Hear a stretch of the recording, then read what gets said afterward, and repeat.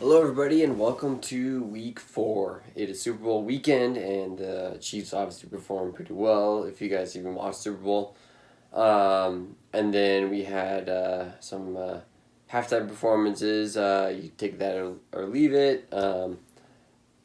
Personally, not my kind of thing, but a lot of people actually, I think, enjoyed it as well. Today or this week, we'll kind of be talking about my training this week, but also a shoe I kind of like using for my easier days or longer, kind of medium long run to long run days. We'll kind of dive right in right now because we have a lot to talk about this week, so I will actually kind of hurry this up and kind of talk about the shoe that we have for this week, which is the Wave Sky Waveknit 3. Essentially, is it a premium cushioning shoe by Mizuno.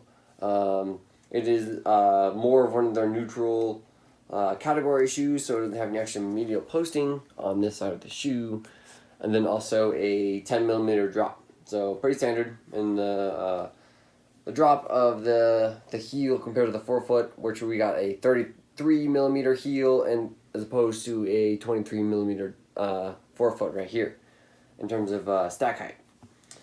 If we're looking at weight, we're looking at a 11-ounce shoe for a size 9. A little bit heavier than most shoes, but again, it's a premium cushioning shoe. So you're looking for the higher cushion, but you're going to probably almost always add that weight onto the shoe as well.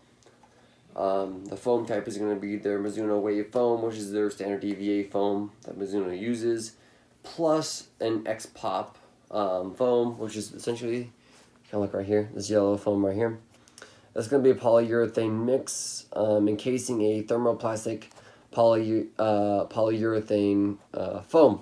So essentially, if you kind of know Brooks's DNA Amp foam and kind of like Adidas's Boost foam or Saucony's Everrun foam, it's going to be this kind of similar thing, but all mixed together. So kind of taking Boost foam and Everrun and then mixing it with the polyurethane foam that Brooks uses as well, which is called DNA Amp.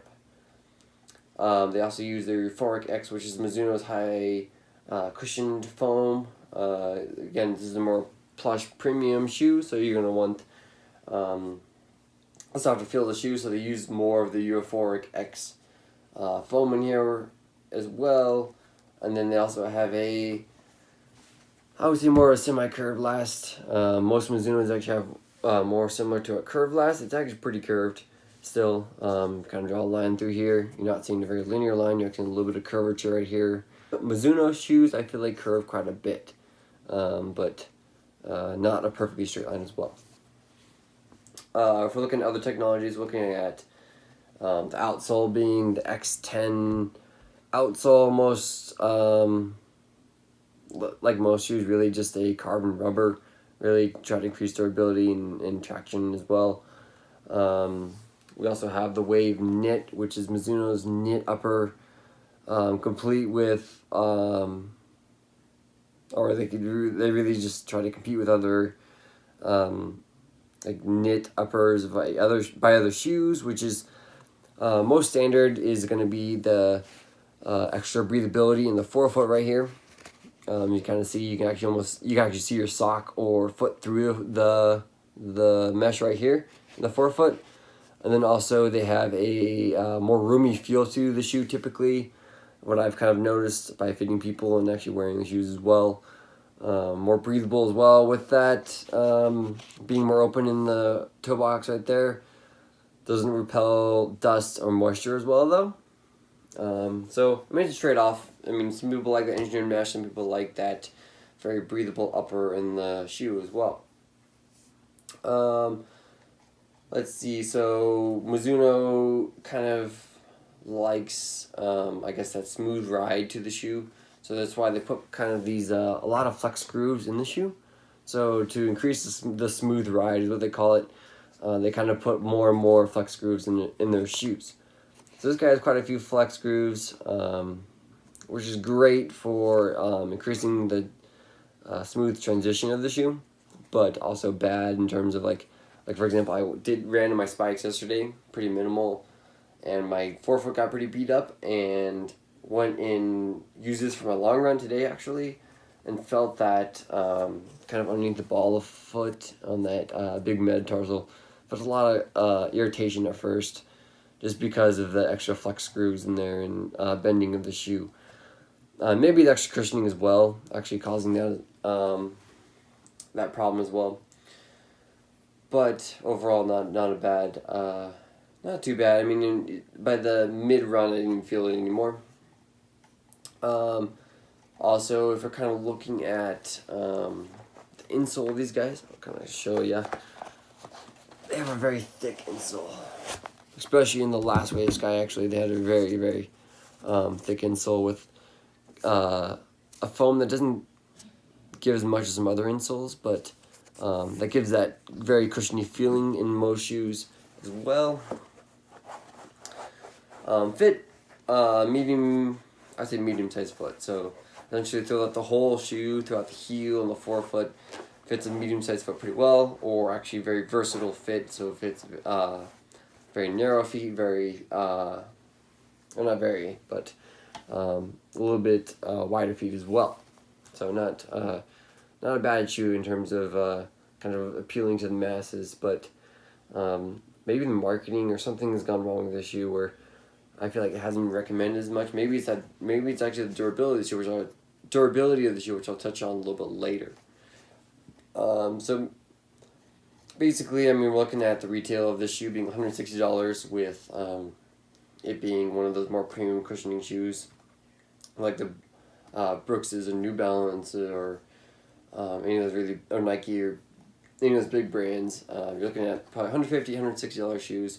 Mizuno prices their more premium shoes at $160, or Saucony with their $165 shoe.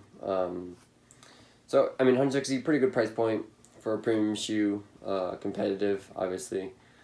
The overall concerns of this shoe, actually, looking at the rubber or the outsole right here, I feel like a lot of people have come into my shop and have complained about the outsole actually kind of peeling away from the midsole when they're doing a high intensity workout or exercise in any way. So if they're doing weightlifting or CrossFit or anything that really just with a lot of lateral movement can kind of cause that outsole to kind of peel away from the shoe.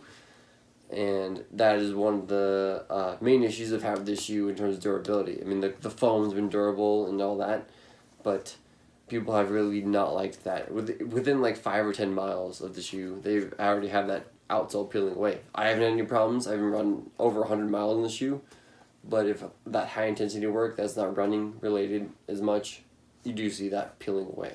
So not advised for non-running related activities.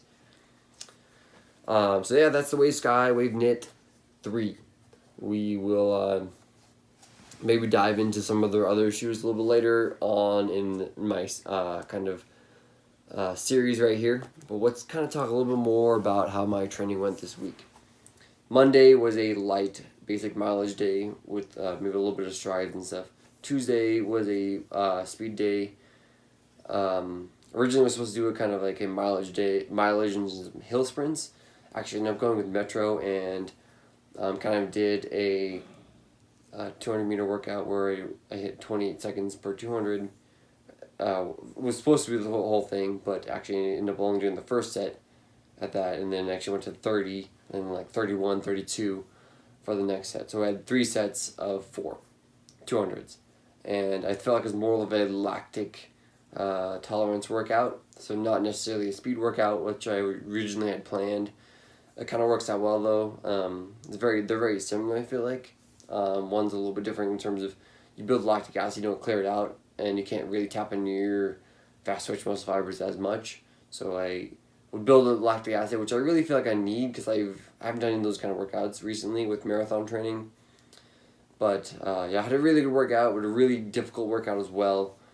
And then if you guys want to see more of my explanation, here is a video right here. Alright, so practice with Metro again today, and actually the same workout as the last time I kind of went with them. Basically a lactic tolerance workout, and let's see, we did 3x4 by 200 with shorter rest in between the reps, and then the longer rest between the sets. Pretty short rest though between those reps, so definitely I would say a lactic tolerance type of workout. Got the whole workout done this week, which is exciting, as opposed to last week where I only did 2 of the sets before I just couldn't keep going. Had my lungs were burning, everything was burning, my arms, my legs, just felt that lactic acid, so able to buffer it a little bit better. And also, last time I did this workout, I was like a week in, so now I've got more like 3 weeks under my belt, so I can definitely see the improvements. Have my first race this weekend, which is exciting.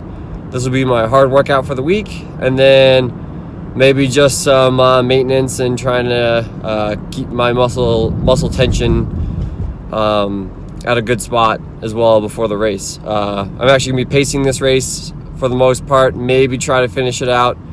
But then the week after that, I will actually be going for it a little bit more in another mile, most likely at UCCS in Colorado Springs. So this week's mainly focused on my last real up week before I take a rest week next week to recover for that UCCS meet. So I don't really care too much if I'm not feeling the freshest for this meet, but I am going to try to pace for some D2 national qualifying times. So we're going to see how that goes this weekend. But overall, a good sign today. Felt pretty easy. I was hitting 28s at the start. Kind of dropped off a little bit down to 31 for the last set, but I was definitely hurting, but able to at least finish the workout, which is exciting. So I will catch you guys later this week. And also did a medium long run on Wednesday, which was 12 miles, fairly easy pace. Not difficult, still a little bit tired from the workout as well. So 12 miles, pretty easy. I mean, I think it was above 7 minutes per mile. Thursday, I did a pretty easy run, followed by a kind of a double 6 mile run as well. So I think it was 8 and 6 miles. Pretty easy, some strides as well, kind of halfway through the run, started doing some strides. And then Friday was more of a pre-meet day, extended pre-meet is what I would call it. So essentially did 8 miles instead of 5 miles, which I would normally do in a pre-meet. Then some drills, some strides to kind of get those legs turned over, adjust my muscle tension a little bit, get that snappy feel for the race, and but not completely waste the day by just making the pre-meet. So I still got some benefit from the mileage of like an easy mileage day, so where I got that aerobic benefit and kind of worked on just really building my mitochondria and all that and everything you would benefit from an aerobic day.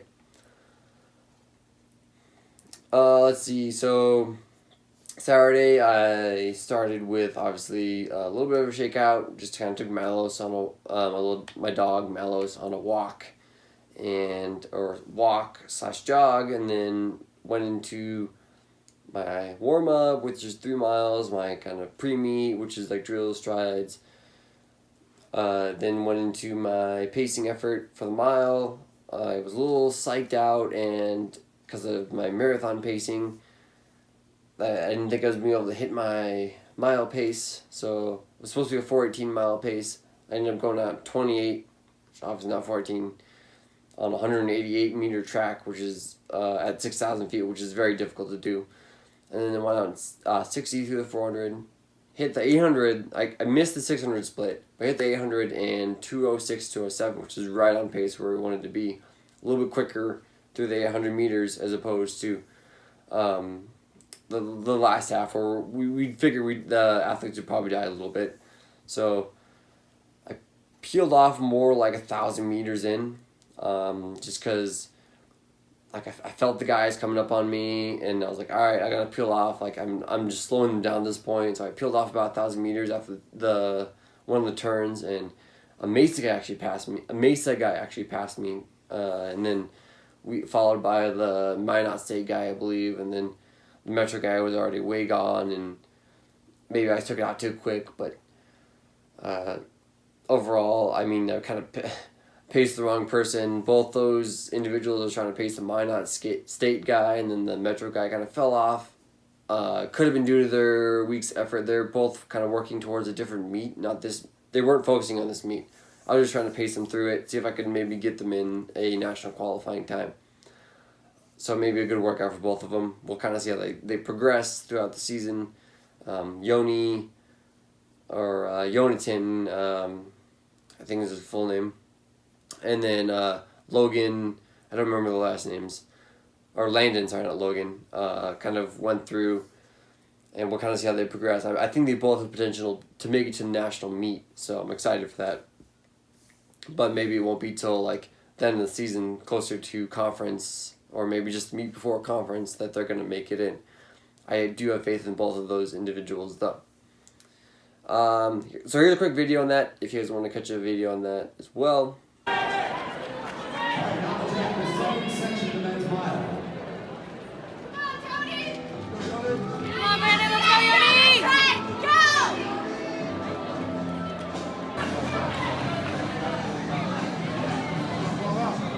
Let's go, Brandon! Come on, Yoni!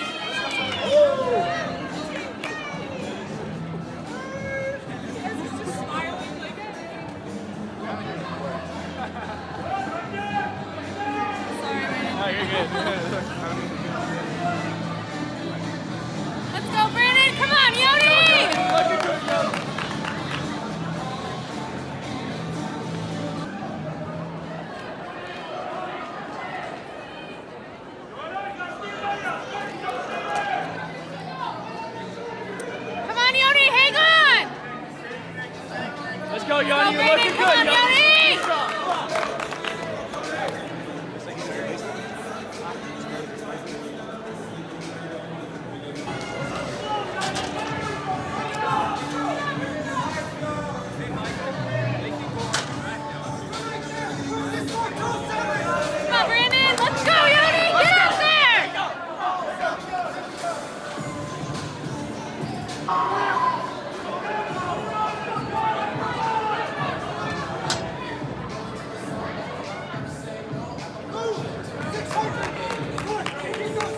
Sunday, I came back and ran a 14.5 mile long run with average of about 6:44 pace, so not too hard, not too easy as well, kind of like in that middle ground. Wasn't a huge effort, something I can recover from pretty quickly as well. Going into next week, where I have another meet, which I'm actually going to be racing. I'm thinking about doing the 5K now this week. I have a couple things that prevented me from doing the mile on Saturday, so I'm going to actually go to race Friday in that 5K that they have there. So I'm really excited for that. I think it's more my speed, and I'm going to really go for it in this one. Overall, the week ended on a 75-mile week. Not going to be extending the mileage too much after this. I mean, for the mile, I don't see the point in really going to 100-mile weeks like I did for the marathon. Looking at probably more 80 to probably 90 weeks, or 90-mile weeks max. But yeah, if you guys wanted to catch me in those later weeks, follow me on YouTube or any of my other social medias, which will be posted in the description below. And I'll catch you guys next week. Also, guys, I'm really excited. I got these pins, and they're freaking sweet. Or at least I think they're sweet. But check them out. Here's a quick video on those. So, hello everybody. It is 9:23 right now. I just got the package from UPS. I've been waiting all day for it, so it was going to show up at the end of the day. And they really did mean the end of the day, because it is 9:23. So we're going to open it up, see what my promotional pins look like. So I'm kind of excited for this. I will actually just wait to kind of describe them, because I want you guys to see them before. So we'll get started.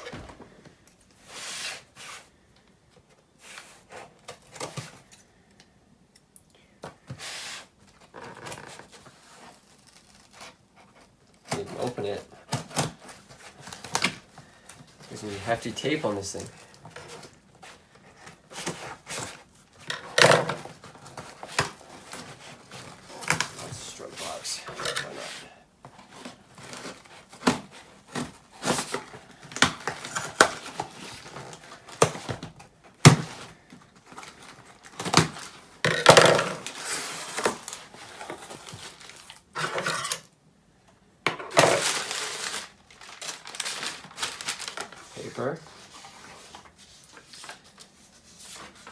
packing slips.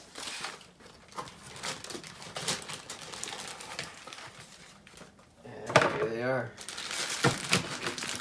50 pens.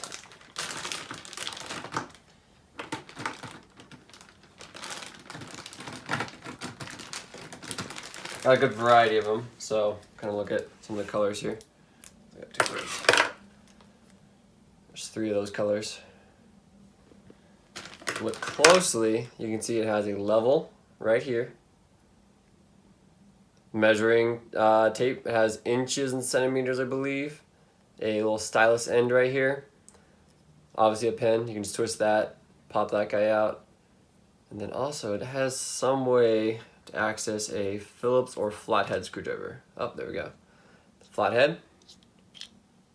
Switch it to a Phillips.